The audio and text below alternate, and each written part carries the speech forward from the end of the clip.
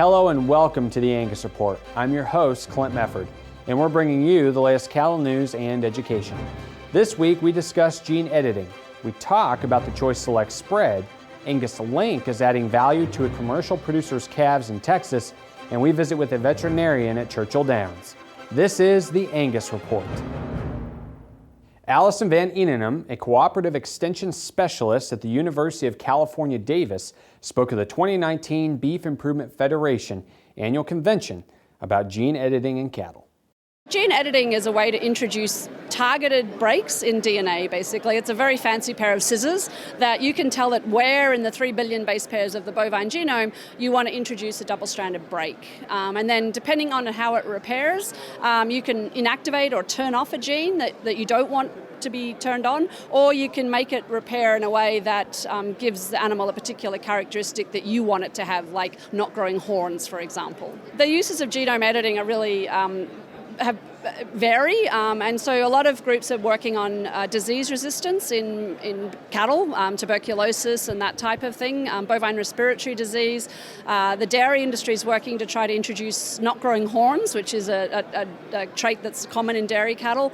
And then in the beef industry, the opportunities are for things like maybe producing single gender, all male offspring for like maybe a terminal sire, or maybe even doing some really interesting work where you could actually have commercial grade bulls that are carrying very elite genetics from the top animal in a breed. It's a surrogate sire. So there's a lot of opportunities there as to different applications you could use it for.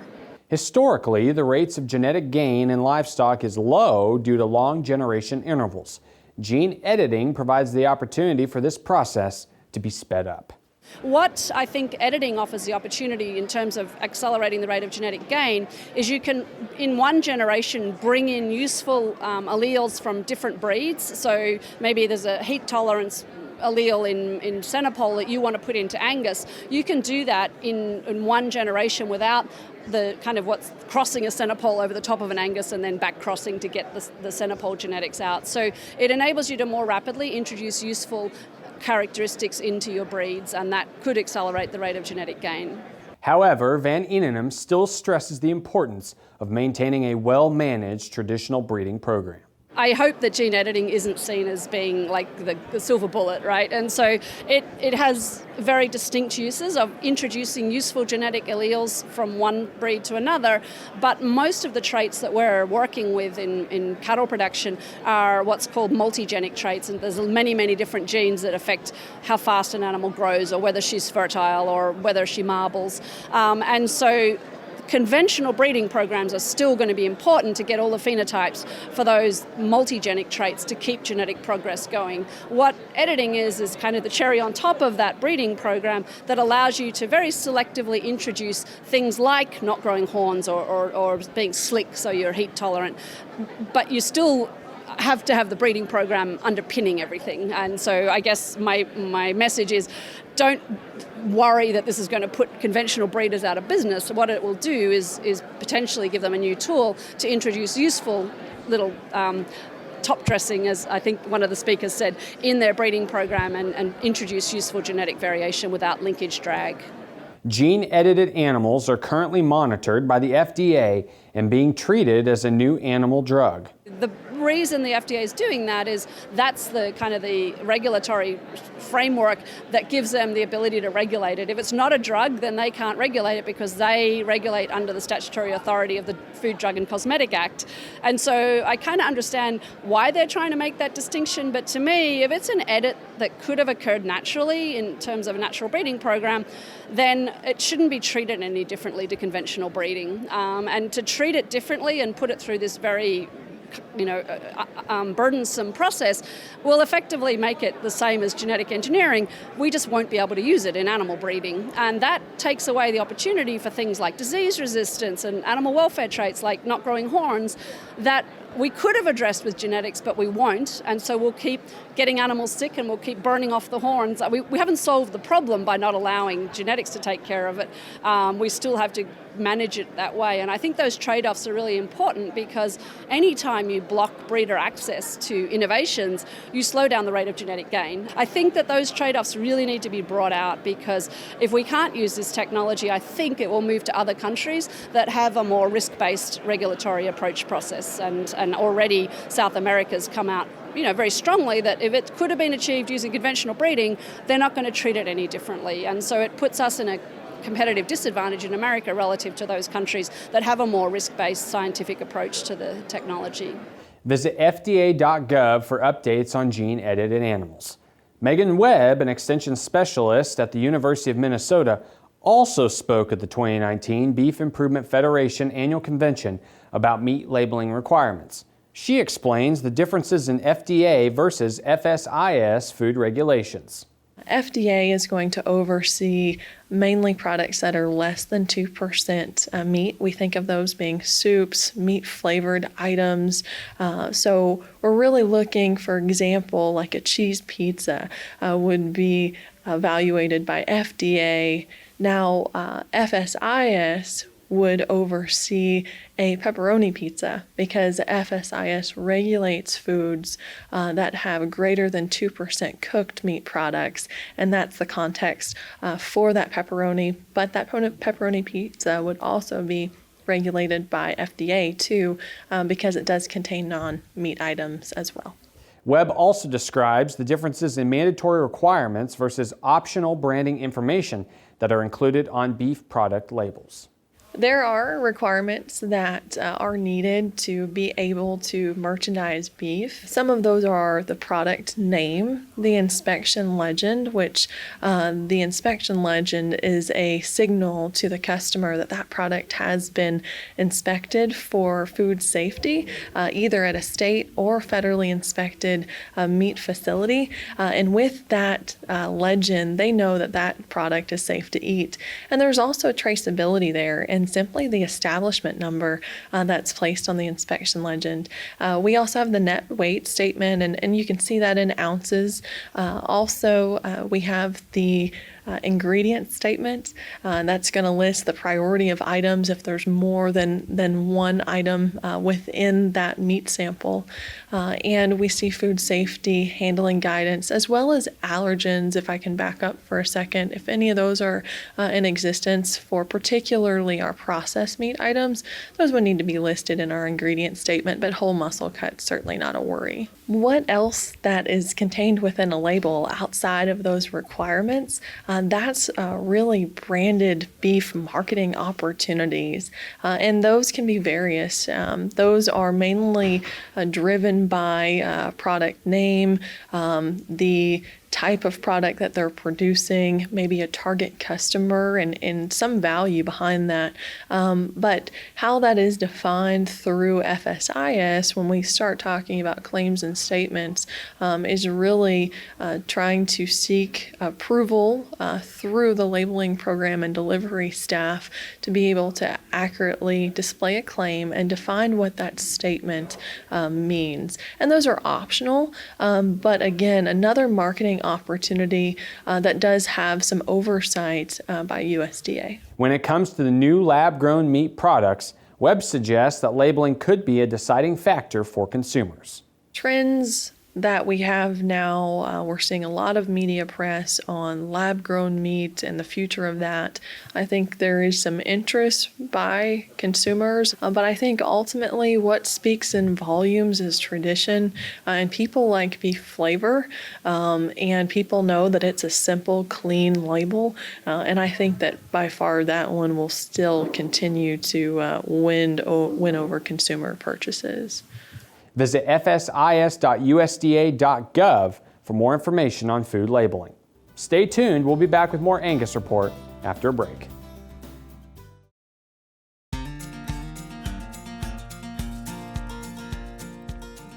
Welcome back. The Choice Select spread is the difference between wholesale box beef cutout values for the USDA's Choice and Select quality grade carcasses on any given day.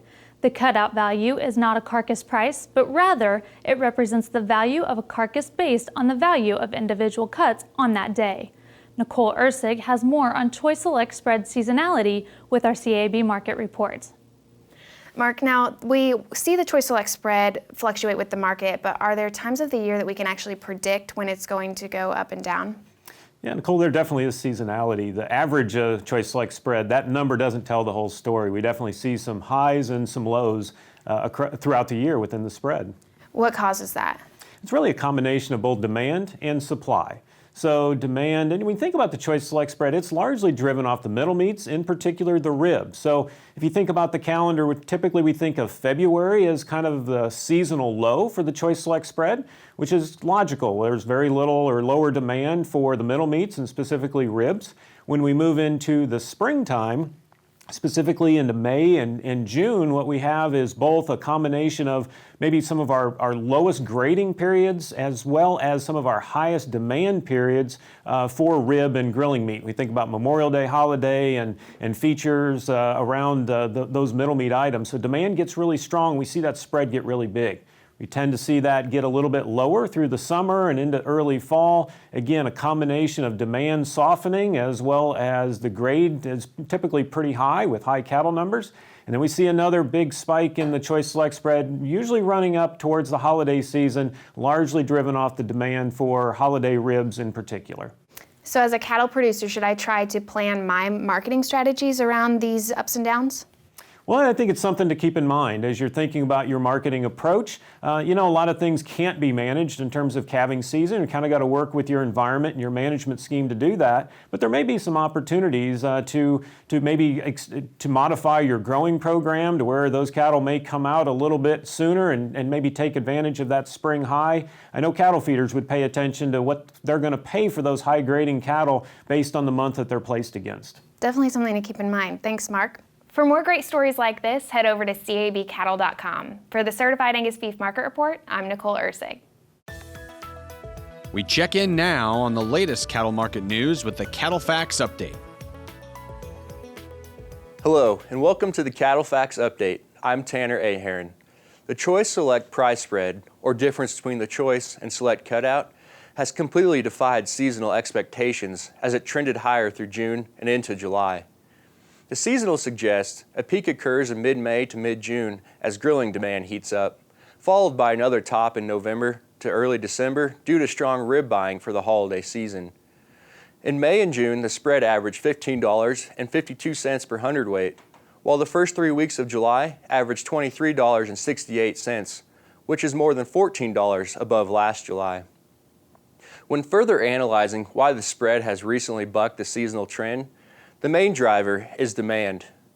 Over the last 8 weeks, the number of choice grading carcasses was basically even with a year ago, while select carcasses were down 1%. Recently, the choice cutout was quoted $8.79 per hundredweight above last year on a weekly average basis. On the other hand, the select cutout was nearly $8 cheaper than a year ago. With choice supply near steady and higher prices, this would indicate stronger demand. Couple smaller select supplies with lower prices, and it proves that demand for select product continues to disappoint. On an annual basis, Cattle Facts expects the wholesale choice demand index to equal 150 in 2019 compared to 106 in 2009. On the flip side, the 2019 select demand index is projected at 95, which is actually down 1 point versus the recession low. Simply, consumers continue to press for the higher quality product as demand has been able to keep pace with the growth in choice production during the recent expansion phase of the cattle cycle when producers restocked their herds with improved genetics. In the short term, Cattle Facts expects seasonal factors to prevail and the wider than normal choice select spread will come under pressure and narrow over the next several weeks. But year-over-year gains could be prevalent through the early fall. For the Angus Report and Cattle Facts, I'm Tanner Ahearn. To learn more about Cattle Facts, your leading source for beef industry market information, visit cattlefacts.com. Next on the Angus Report, we see how a commercial producer in Texas has added value to his calf crop using Angus Link. Stay with us.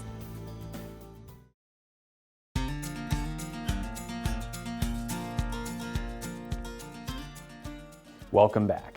Brandon Brown, owner of Denali Cattle Inc. in Hereford, Texas, was one of the very first producers to enroll in the Angus Link program. Prompted by his local seed stock breeder to look into the program, Brown has found value in verifying his use of registered Angus genetics.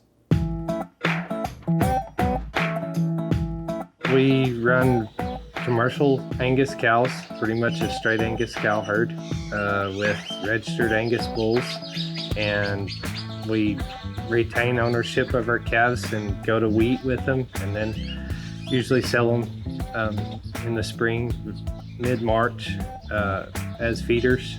Using registered Angus bulls it's huge. They're the best cattle there are to use. Predictable. They taste good, and we like them. They perform well.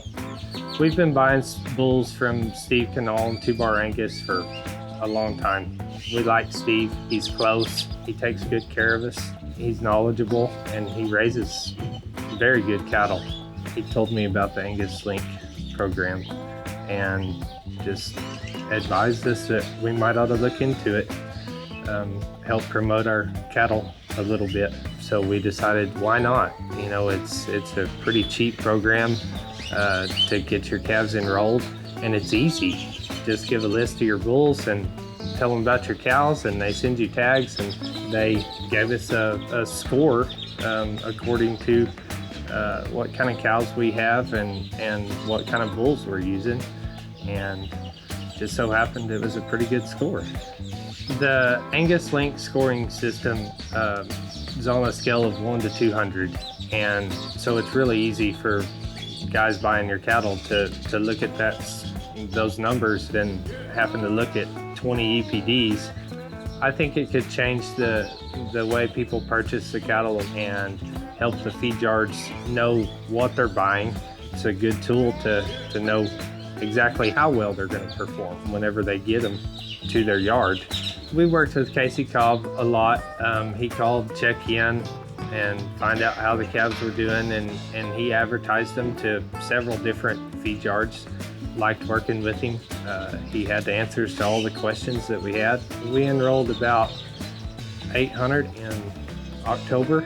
Angus Link helped our calves do probably $4 to $5 better than some of the other calves, so I think it really helped us a lot. I would recommend it. It's an easy program, and it's cheap, and it for sure helps your calves out a lot as far as being able to sell them and people wanting to buy the good genetics. And next year we'll do it all again, and hopefully our scores will go up. Visit anguslink.com for more information about the association's feeder cattle program. Up next, we visit with a veterinarian at Churchill Downs. We'll be right back.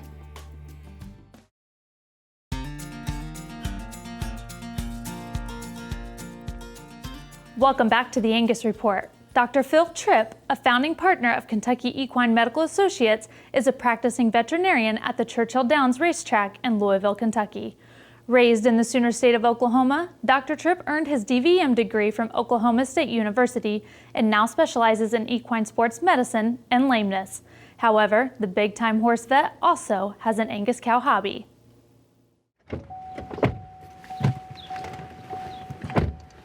We're sitting on the backside of Churchill Downs in Louisville, Kentucky. Kentucky Derby Week is the biggest mass of humanity you've ever seen. It's just excitement everywhere. A lot of people are here visiting. On Derby Day, they'll have some temporary seats set up over there. There'll be tents on the infield, and there'll be like 170,000 people or something stuck around this little ring. When they come down the stretch, it's just a loud roar. And they're off in the Kentucky Derby. I'm a veterinarian. I work here for the private barns here. We come in and we work for individual trainers and come in and make rounds and check with all the trainers and see what they've got going on that day. Treat horses with respiratory ailments, look at a lot of lame horses, a lot of radiographs, given some replacement electrolytes and vitamins. It's really hot right now, and these horses sweat a lot, and they're in heavy training, and to be able to replenish and replace some of those electrolytes and the fluids they lose is the reason we give that, and then we usually give some vitamins along with it. Working with racehorses was always a plan. I worked by myself here for probably about 12 to 15 years, and then Dr. Kevin Dunleavy and I, another veterinarian back here, merged our practices, and that's the practice we have today. We've got 8 veterinarians, and we go to about 6 different racetracks, but this is kind of home base here at Churchill. Just getting to work here every day is cool. It's like I said, it gives us an opportunity to work on some of the best horses in the world. When you're thinking about working on the racetrack, the top of the industry would be right here. I mean, it doesn't get much better than this. We've worked on our practices, worked on several Kentucky Derby winners and Kentucky Oaks winners, Breeders' Cup winners. You don't get to do that at many other racetracks. The clientele that you get to work with here are some of the finest trainers and horsemen in the world too, so that's fun. I've been messing around with racehorses for a lot of years, and then we moved here, a young family, and we wanted to raise them on a farm, and we bought a place and got the cattle and stuff. And I've had Angus cattle now for about 10 years. It's a nice breed of cattle, the way they look and perform, and they cross well with my Charolais. Bought 3 donor cows this year just to try to upgrade my herd a little bit, and try to produce some nice females and sell a few bulls and stuff. And always been a dream of mine to have some nicer cattle and something I could be proud of. And I work 7 days a week here. I get to the barn area at 4:30 in the morning. I leave usually about 5:30. So when people ask me about my cows, I tell them it's not work to me, it's therapy. I can go out and get away, and I don't have to look at any horses, or I can just go out there and relax and enjoy them for what they are. It's long days, a lot of hours and stuff, but it's rewarding work, and I guess I must like it, or I wouldn't be doing it. It's fun to be around nice animals, to be around world-class athletes as far as the thoroughbreds, and then to be around some of the better Angus genetics. It just all blends together and goes together good. And that's a wrap for this week's Angus Report. Tune in next week for industry-leading news and education, and be sure to subscribe to our YouTube channel, Angus TV, for more highlights from the association. We'll see you next week.